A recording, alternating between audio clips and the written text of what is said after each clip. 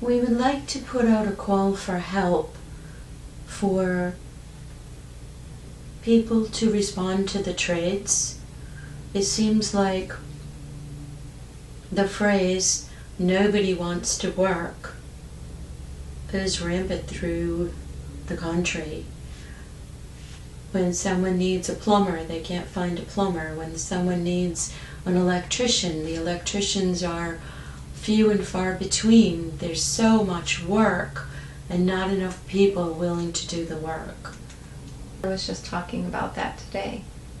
On her way into work, she saw people building something and she mentally said, "Thank you for working." Yes, that is an issue.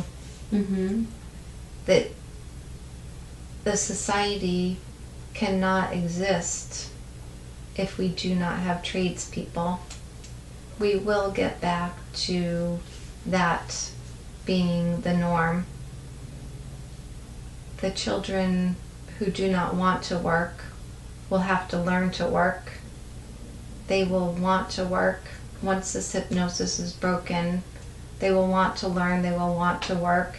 There will also be technologies that will help repair things to make life easier for those who are already working.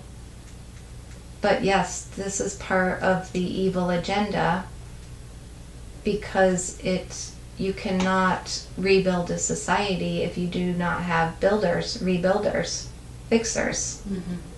So it is a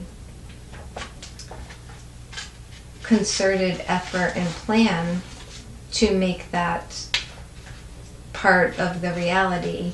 But as the reality crumbles in the fifth dimensional reality, there will be plenty of tradespeople who are happy doing their craft and well compensated for it and honored. They will be more honored than the doctors and the lawyers, because they will build with their own hands the new society. So again, patience is needed, but it is on the way. And know that there will be more than enough tradespeople to rebuild what needs to be rebuilt in the new dimensions.